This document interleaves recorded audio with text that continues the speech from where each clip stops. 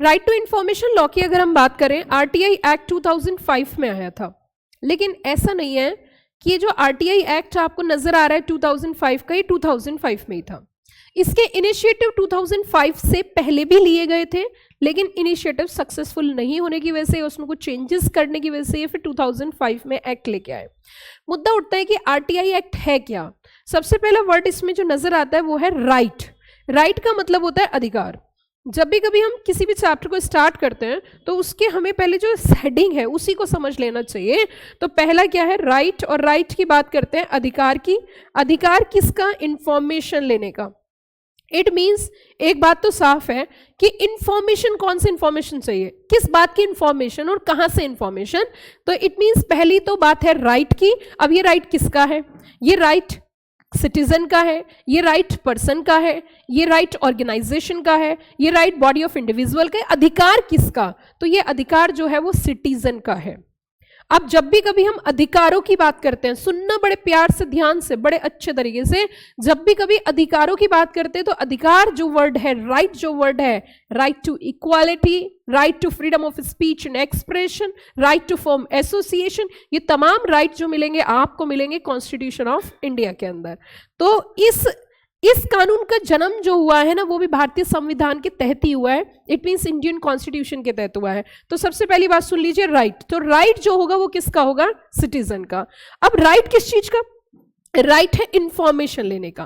It means information किससे लेंगे, ये कैसे इंफॉर्मेशन? और तो इंफॉर्मेशन जो है, मान के चलिए एक व्यक्ति है, मैं सपोज करें मेरा अपना प्राइवेट वर्क है, मेरी अपनी ऑर्गेनाइजेशन है, कोचिंग, अपनी प्रैक्टिस है, और आप मेरे अगेंस्ट एप्लीकेशन फाइल कर देते हो सरकार के पास। सरकार से बोलते हो मुझे पता लगाना इनके पास कितनी प्रॉपर्टी है, प्रॉपर्टी कहाँ से आई, और ये प्रॉपर्टी कब ली है, कैसे ली, सब मुझे पता होना चाहिए।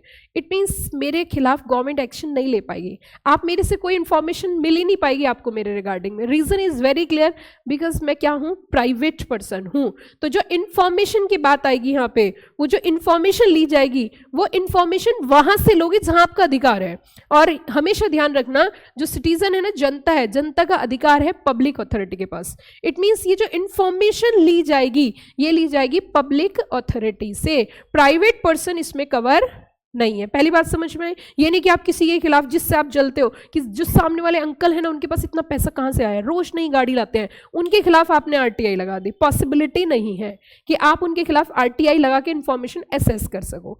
Got the point everybody? अब देखिए इधर, इट मीन्स अगर हम बात करें, this act is applicable to public authority. अब हमारे सामने ये भी क्वेश्चन आएगा कि पब्लिक अथॉरिटी का मतलब क्या है? What do you mean by the public authority? क्या यूनिवर्सिटी पब्लिक अथॉरिटी में आती है? क्या हमारी जो इंस्टीट्यूट है ICSI, क्या ये पब्लिक अथॉरिटी में कवर होती है?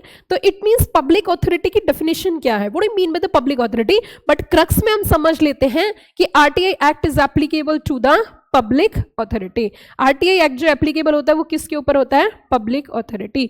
उसी के साथ साथ ये राइट किसका है? क्या ये कंपनी का है? क्या ये एसोसिएशन ऑफ पर्सन का है? तो ये राइट जो है भाई और बहनों, ये राइट किसका है? सिटीजन का। क्लियर हो रही है बात? आगे, why this right is given? ये अधिकार दिया क्यों जा रहा है? क्यों दिया जा रहा है अधिकार? भाई साहब, हम पैसा पे करते हैं सरकार को, हम टैक्स देते हैं, और टैक्स हम हर चीज पे देते हैं। आपको शायद नहीं पता होगा, इनकम के ऊपर टैक्स तो आपने सुना होगा। हम माचिस के ऊपर टैक्स देते हैं, हम दवाई के ऊपर टैक्स देते हैं, हम कोई भी वस्तु खरीदते हैं, कोई भी प्रोडक्ट परचेज करते हैं, सबके ऊपर टैक्स देते हैं। तो जो टैक्स के रूप में इतना बड़ा अमाउंट हम गवर्नमेंट को पे कर रहे हैं, हम उसका हिसाब लेना चाहते हैं। हमें उसकी इंफॉर्मेशन चाहिए, ताकि अगर इंफॉर्मेशन आएगी तो ट्रांसपेरेंसी बनी रहेगी। क्या बनी रहेगी? ट्रांसपेरेंसी। और साथ में क्या रहेगी बच्चों?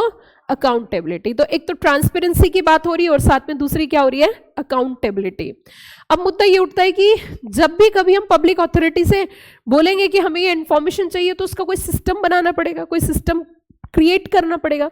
तो इस एक्ट के तहत सिस्टम क्रिएट किया गया कि जितनी पब्लिक अथॉरिटीज होंगी वो सारी इंफॉर्मेशन एसेस करवाएंगी और ये इंफॉर्मेशन अवेलेबल होगी। कैसे इंफॉर्मेशन अवेलेबल होगी? मैं आपको आपकी इंस्टीट्यूट की इंफॉर्मेशन दिखाती हूँ। आपकी जो इंस्टीट्यूट है, इंस्टीट्यूट ऑफ कंपनी सेक्रेटरीज, उसी की मैं इंफॉर्मेशन आपको दिखाती हूँ, जरा देखना। हम ICSI की इंफॉर्मेशन की तरफ बढ़ते हैं। और ICSI के ऊपर, क्या ICSI पब्लिक अथॉरिटी में आती है? आंसर इज यस, बिल्कुल भाई और बहनों। हमारी जो institute of company secretaries of India है वो आपकी ICSI में कवर की जाती है। तो अब मैं आपको ICSI की RTI आपको दिखाती हूँ जरा। जैसे ही आप होम पेज पर जाओगे तो होम पेज पर ऊपर जाकर आपको एक ऑप्शन नजर आ जाएगा और ऑप्शन नजर आएगा RTI का, और जैसे ही आप इस RTI पे क्लिक करोगे तो आपको यहाँ पे तमाम चीजें आपकी स्क्रीन पे नजर आएंगी। Procedure for obtaining information under RTI act की क्या प्रोसीजर है। अगर आप RTI एक्ट के तहत कोई इंफॉर्मेशन लेना चाहते हो तो उसका प्रोसीजर इंस्टीट्यूट की साइट पर है। तो एक बात तो साफ हो गई है कि हमारी ICSI भी पब्लिक अथॉरिटी है। और जब हमारा ये एक्ट आया था 2005 में, तो इस एक्ट ने ऑब्लिगेशन क्रिएट करी थी। क्या क्रिएट करी थी? ऑब्लिगेशन की आपको जो है RTI एक्ट आपके ऊपर लागू होता है, तो आपको RTI एक्ट की जो रिक्वायरमेंट है उसका पालन करना है। जैसे कि आपको स्क्रीन पर नजर आ गई, पालन नहीं है कि आपको प्रोसीजर बताना है कि how to obtain the information from ICSI as per the provision of RTI act 2005। Clear हो गया? अपनी वेबसाइट पे डिस्क्लोज करना है। उसके बाद अब इसमें देखोगे first appellate authority order under RTI। अब अपील की जब हम अपील की बात करते हैं तो देखिए इस तरीके से अब हम इस पे क्लिक कर देते हैं 1/2024। ये देखिए office of first appellate authority appointed under RTI act ICSI institutional area Noida in the matter of श्रेय सिंह, है ना, प्रयागराज यूपी अपीलेंट है, versus C central public information officer ICSI order this. The appellant has first appeal right to information in connection with response reference number this to the CPIO and referred as ICSI. The appellant by this application has requested to provide the following information. देखो information भी क्या मांगी, देखिए जरा। How many candidates appear in the exam 15/10/2023, मतलब कितने exam appear हुए थे, ये इंफॉर्मेशन मांग ली किससे? इंस्टीट्यूट से। दूसरी देखो when was the result declare for the said exam, एक से एक इंसान है दुनिया में आगे देखिए when was the result declared for the said exam. उसके बाद कहते हैं who are the members of examination committees involved in process, please give specific name designation they hold in ICSI, what was the cut off marks for the said exam if result was declared. आगे देखिए how many candidates are called for interview, what is the ratio in which they are called, photocopy of written examination sheet of RTI filer, appellant has informed in the instant appeal refused SS information requested, the reply of respondent against the instant appeal is as under। जो आपने application file की थी यहाँ पे, इस application के तहत इन्होंने क्या किया है? रिफ्यूज किया है। रिप्लाई में इन्होंने कहा है the reply of respondent against instant appeal is as under, application under RTI dated 12/12/2024 regarding the recruitment of executive law level 8 grade pay, the same was replied by CPIO. In the meantime result have been finalized and intimation have been sent to selected candidates, therefore we have no objection for providing reply to query 12456। अब देखिए इधर यहाँ पे इन्होंने ये जो information demand करी है, इसका मतलब RTI लगा के इंफॉर्मेशन डिमांड की गई, फिर उनके रिप्लाई दिए गए जो क्वेश्चंस थे। और उसके बाद जो अगर हम बात करें तो यहाँ पे जो मेन चीज है इस एक्ट के तहत वो ये है कि आप ऑर्डर के अगेंस्ट क्या कर सकते हो? अपील भी फाइल कर सकते हो, जो अभी अभी मैंने आपको दिखाई। अब यहाँ पे देखिए procedure for obtaining information under RTI, भी मैं थोड़ा सा प्रैक्टिकल आपको बता रही हूँ, फिर इसको लिंक कर लेंगे। ये देखिए ये आपको नजर आएगा। अब ये क्या नजर आ रहा है ये भी देखते हैं। Name, address, telephone numbers, appellate authority, CPIO, assistant PIO, transparency officer, ये देखिए ये सब नाम दिए गए हैं इंस्टीट्यूट ने कि अगर आपको कोई इंफॉर्मेशन चाहिए तो आप इनके पास क्या कर सकते हो? अप्लाई कर सकते हो, एप्लीकेशन फाइल करोगे। देखिए ये सब ये नाम दिए गए हैं, मिस्टर रीता अश्वानी, सौरभ जैन, अंकुश यादव, ये सब नेम है।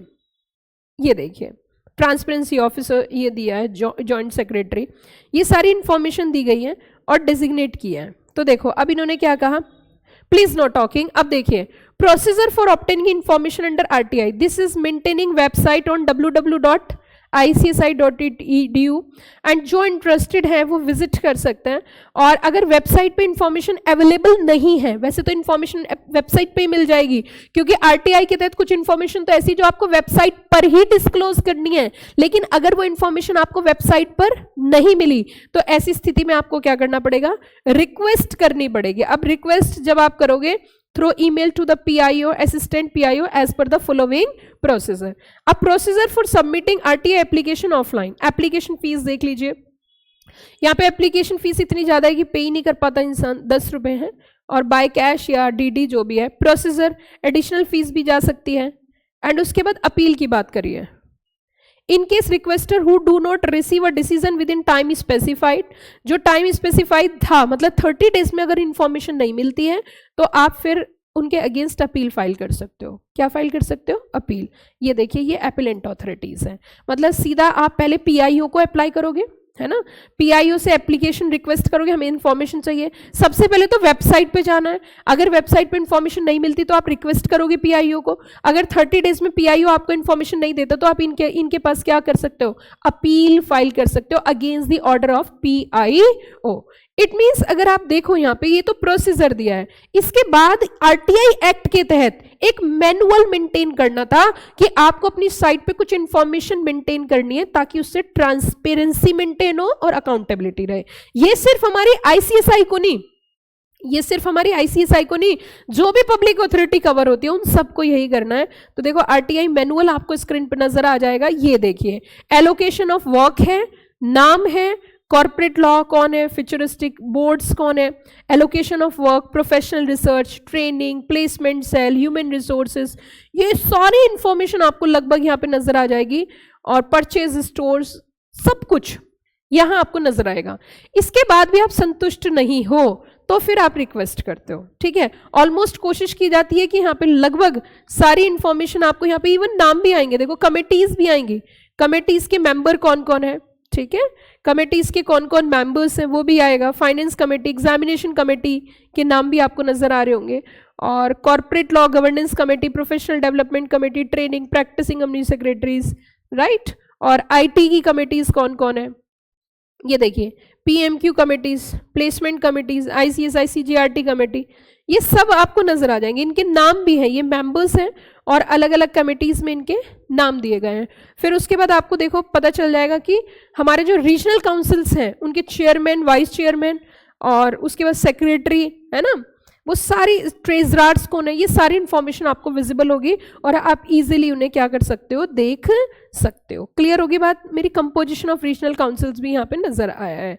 इट मीन्स मैं आपको क्या समझाना चाह रही हूँ, अब सुनिए जरा. RTI के तहत जो हमारा RTI एक्ट है, RTI एक्ट है, ये तो मैंने आपको इंस्टीट्यूट जिसके आप स्टूडेंट हो उनकी इंफॉर्मेशन बताई.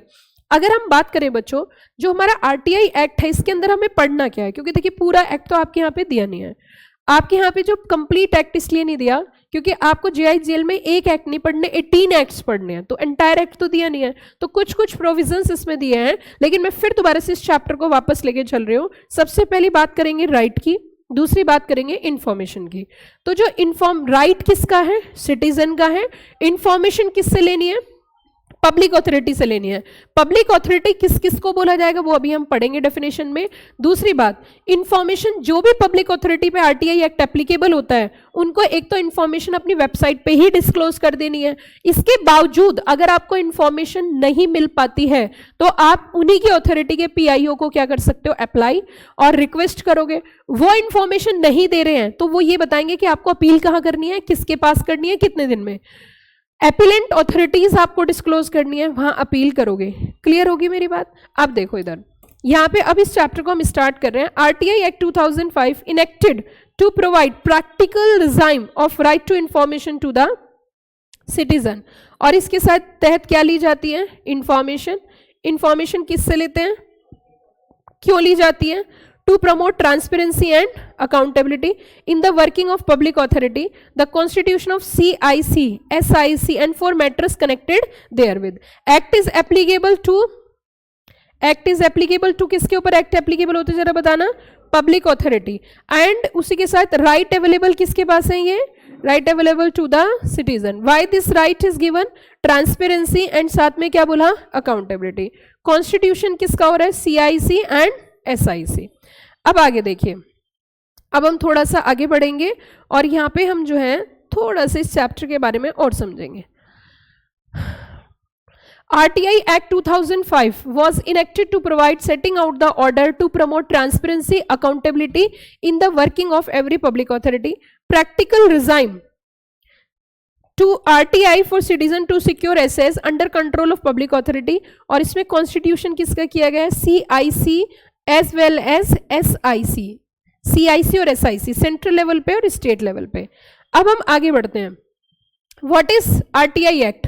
प्रोवाइड अ लीगल फ्रेमवर्क, मतलब एक लीगल फ्रेमवर्क दिया गया है किसके लिए, सिटीजन्स के लिए, डेमोक्रेटिक राइट टू एसेस क्या, information under the control of public authorities, to promote transparency and साथ में क्या बोला, अकाउंटेबिलिटी, किसके फंक्शन में, पब्लिक ऑथोरिटी। तो हमेशा ध्यान रखना ये एक्ट सिर्फ किसके ऊपर लागू होता है, पब्लिक ऑथोरिटीज के। आगे बढ़ते हैं थोड़ा सा। Right to know, right to freedom of speech and expression. मैंने आपसे जिक्र किया था कि जब भी कभी हम अपने राइट्स की बात करते हैं तो सिटीजन को जो राइट्स दिए गए हैं वो दिए गए हैं कॉन्स्टिट्यूशन ऑफ इंडिया के अंदर। कॉन्स्टिट्यूशन ऑफ इंडिया के अंदर आर्टिकल नंबर 19 की अगर हम बात करें तो आर्टिकल नंबर 19(1)(a) हमें गारंटी देता है सिटीजन को freedom of speech and expression. जब freedom of speech and expression की हम बात करते हैं तो इसमें 19(2) में एक बात और बोली, state to make any law in of और impose reasonable restriction in exercise of this right. जब हम राइट की बात करते हैं freedom of speech and expression की, तो वो एब्सोल्यूट नहीं है। एब्सोल्यूट क्यों नहीं है?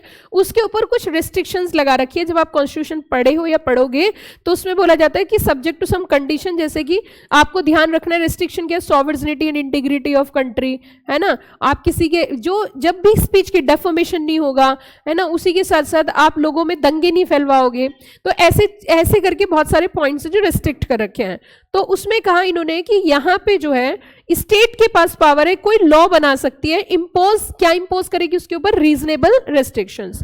अगर हम बात करें 19(1)(a), in the interest of sovereignty and integrity of India, security of state, friendly relation foreign states और decency, morality, contempt of court, defamation, incitement of offence. It means जब हमारा कॉन्स्टिट्यूशन ऑफ इंडिया में freedom of speech and expression का जो अधिकार मिलता है उसमें कुछ रेस्ट्रिक्शंस क्या है, रेस्ट्रिक्शंस हैं कि आपको डिसेंसी मेंटेन करनी है, मोरालिटी मेंटेन करनी है। आपका जो केस चल रहा है कोर्ट में, और कोर्ट में केस चलते क्योंकि आपका तो freedom of speech and expression है, जज कोई क्वेश्चन पूछ रहा है, कोई बात चल रही है, जो बीच में आपका विटनेस उसने कहा ए गोली मार दूंगा ऐसे करके बोल पड़ा। अब इट मीन्स आप सुनिए जरा, ध्यान दीजिए, इट मीन्स अचानक से सडन अगर इस तरीके की चीजें, इट मीन्स विटनेस को अचानक से क्या हुआ कि वो कुछ भी बोलने लगा, मैं तुझे मार दूंगा, काट दूंगा, उठा के फेंक दूंगा। तो ऐसी स्थिति में आप जरा समझिए, ऐसी स्थिति में ये क्या है, दिस इज वैसे अब वो बोलेगा तूने ऐसा क्यों बोला कि इट्स माय फंडामेंटल राइट। वो क्या बोल रहा है, मेरा क्या है।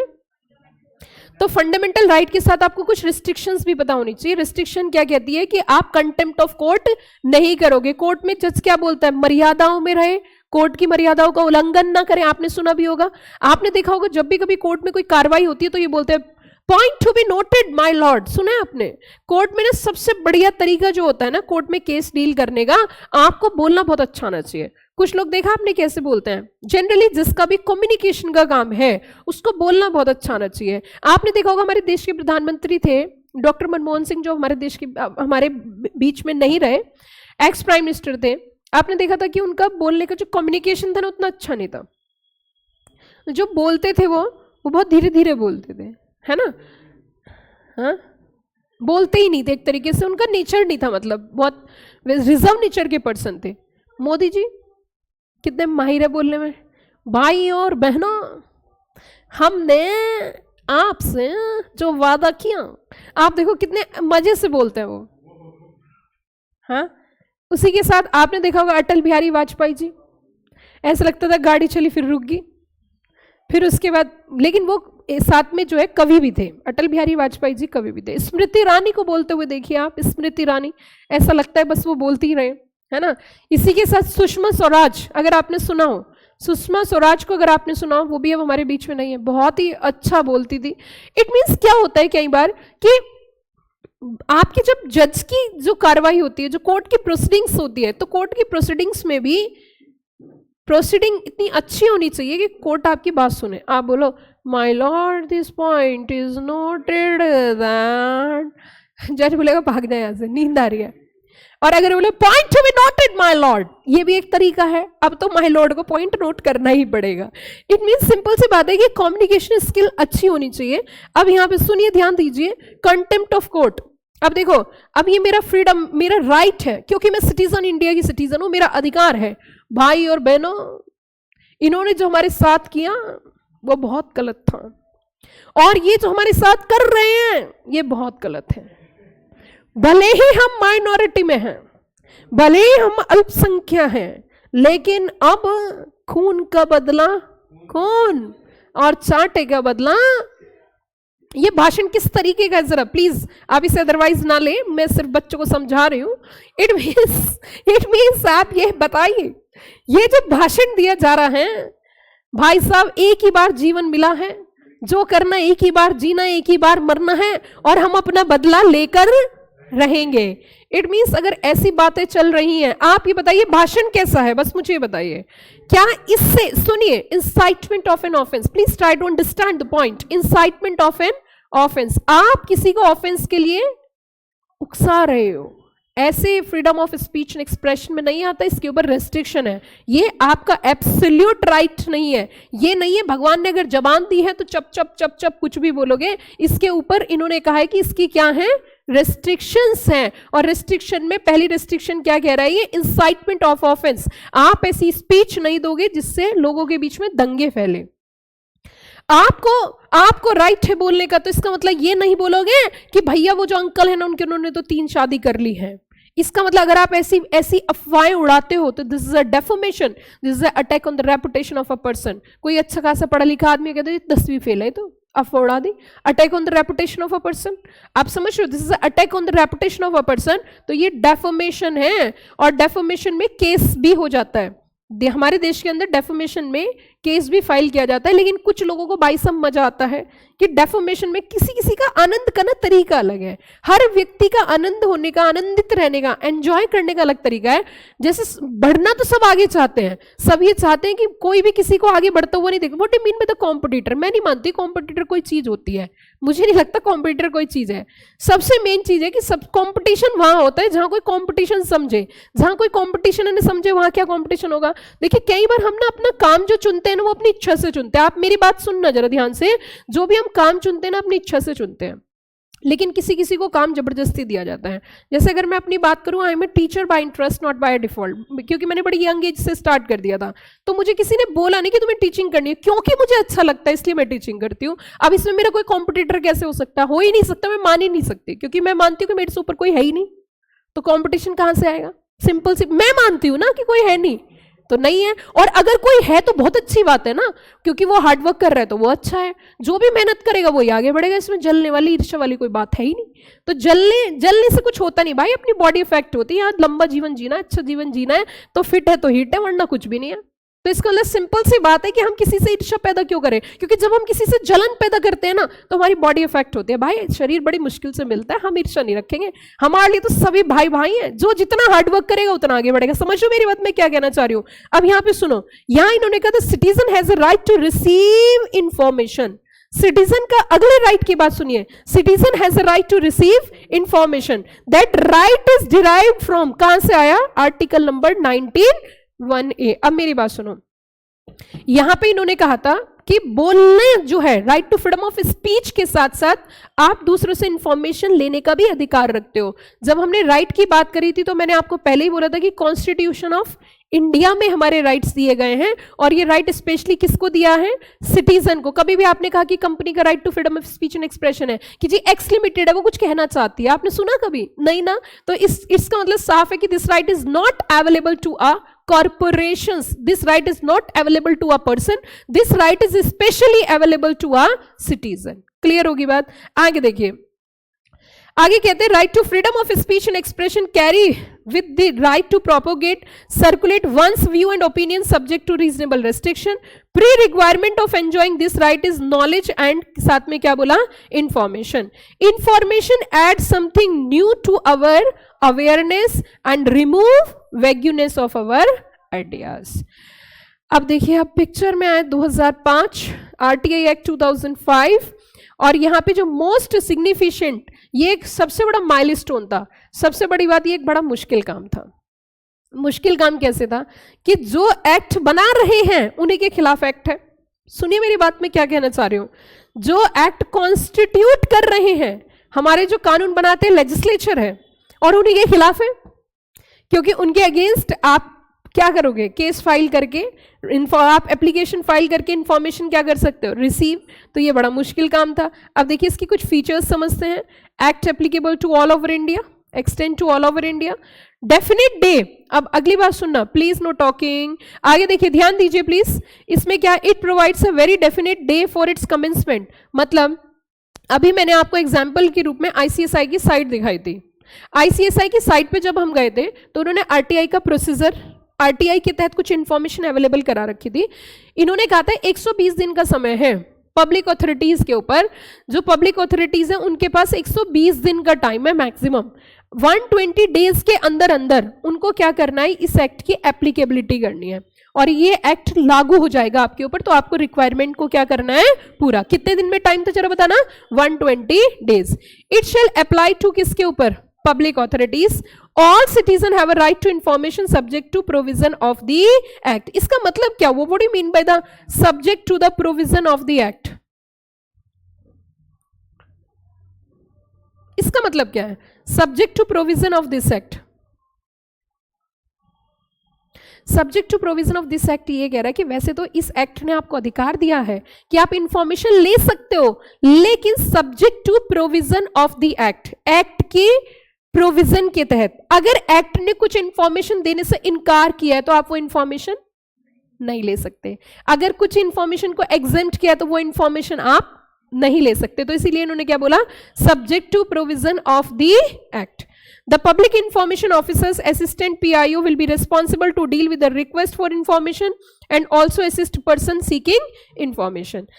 आगे देखिए, हमने कहा कि हर एक ऑर्गेनाइजेशन में क्या होगा, PIO होगा, असिस्टेंट PIO होगा और एपेलेंट अथॉरिटी होगी। तीन चीजें बोली मैंने, क्या क्या, PIO जिसके पास हम इंफॉर्मेशन के लिए एप्लीकेशन फाइल करेंगे, अगर उसके बस की बात नहीं है तो आगे बता दे किसके पास जाने, तो एपेलेंट अथॉरिटीज भी बताएंगे। और उसी के साथ फीस भाई सब बहुत ज्यादा है, 10 रुपए, और fee will be payable by applicant depending on information sort. Certain categories information have been exempted. आगे बोल दिया भाई सब, कुछ इंफॉर्मेशन ऐसी हैं जो कि क्या है, एग्जेम्प्ट है, सेक्शन 8 और 9, और कुछ अथॉरिटीज भी एग्जेम्प्ट है। उसी के साथ इंटेलिजेंस सिक्योरिटीज वगैरह जो है वो भी क्या की गई है, इस एक्ट के तहत क्या की गई है, एग्जेम्प्ट। जैसे हमने आर्मी से पूछा जी अगला टारगेट बताओ किसे उड़ाना है, हमने एप्लीकेशन फाइल करके उनसे इन्फॉर्मेशन मांगी, ये बताइए किस किस रूट से जाओगे, किससे उड़ाओगे, जरा बताना। तो क्या वो इन्फॉर्मेशन देंगे हमें, क्योंकि वो सारी डिफेंस से कनेक्टेड इन्फॉर्मेशन है, वो इन्फॉर्मेशन हमें नहीं बताएंगे। Salient features of RTI act है ये।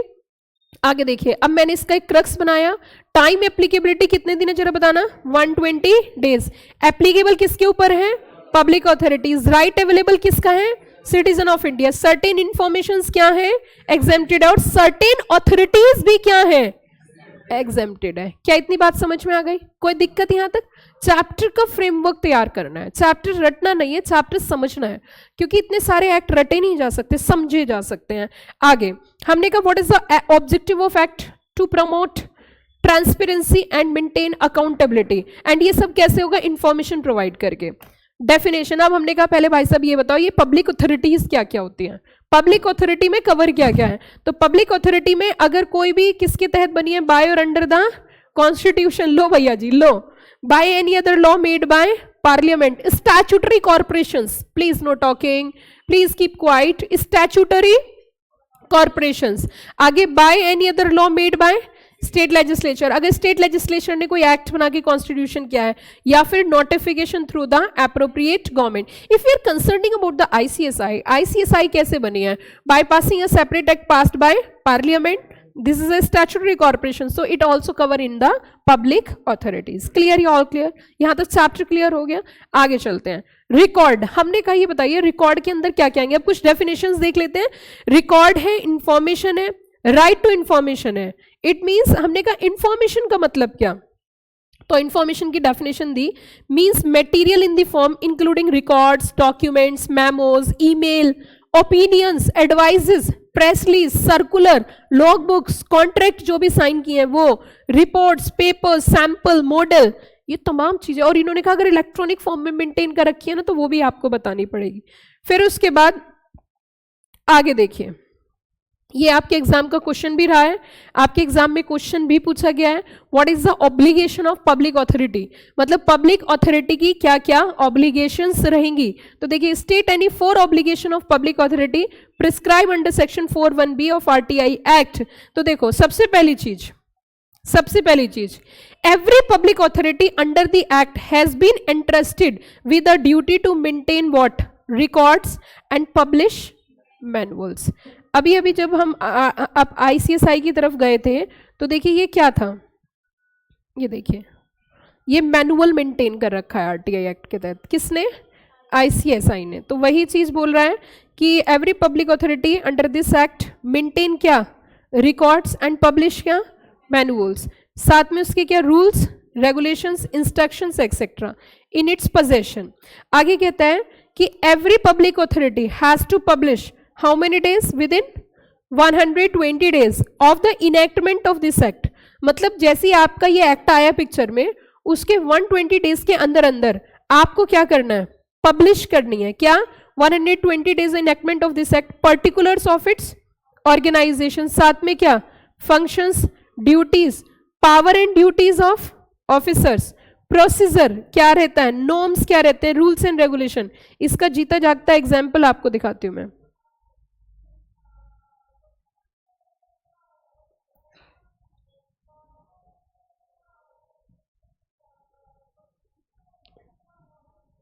ये देखिए, तनी क्या है यार, एक रीजनल काउंसिल्स हैं, NIRC है, इसमें आपको साफ बताया कि चेयरमैन कौन होंगे, सेक्रेटरी कौन है, मेंबर्स कौन है, और उसी के साथ इसी तरीके से EIRC का भी बता दिया, WIRC का बताया, इस तरीके से SIRC का भी बता दिया, है ना। और देखो आगे डायरेक्टरी भी है, मतलब फोन नंबर्स भी हैं। आपको अगर किसी की इंफॉर्मेशन चाहिए तो प्रेसिडेंट ऑफिस, सेक्रेटरी, है ना, काउंसिल अफेयर्स, इनके सबके कॉन्टैक्ट नंबर्स भी हैं और इनकी डेजिग्नेशन आपको अगर नजर आ रहा हो स्क्रीन पे तो नेम है, साथ में डेजिग्नेशंस हैं और साथ में उनके कॉन्टैक्ट नंबर्स हैं, मतलब आप कॉल करके इंफॉर्मेशन भी ले सकते हो। तो ये सारा पब्लिश कर रखा है किसने? ये सारा पब्लिश कर रखा है ICSI ने। लैंडलाइन नंबर है, क्या प्राइवेसी होगी? कौन इतना फ्री है कि लैंडलाइन नंबर्स पे कॉल करता रहेगा? Rules, regulations, instructions, manuals, records by employees for discharging functions, please statement of categories, ये सारी चीजें आपको वहां पे पब्लिश करनी है। आगे और क्या काम करना है कि आपको डेजिग्नेशन करना है। डेजिग्नेट किसे करना है? PIO। क्या बोला मैंने? PIO। तो आपको डेजिग्नेट करना है PIO। PIO कौन होगा? जिसके पास रिक्वेस्ट की जाएगी किसके लिए? इंफॉर्मेशन। तो every public authority administrate designation in all administrative units SIC office to provide information to person who have made, जो क्या कर रहे हैं? Request. Designate each sub divisional level, sub district level, central assistant, state assistant, no reason to give by person making request for information except those as may be necessary for contacting them. तो it means यहाँ पे एक और भी main चीज है कि आपको जो है डेजिग्नेट करना है, क्या? PIO। हर एक पब्लिक अथॉरिटी की अपनी जिम्मेदारी होगी कि उसको एक पर्सन डिफाइन करना है जिसके पास हम एप्लीकेशन लगा के क्या ले सकते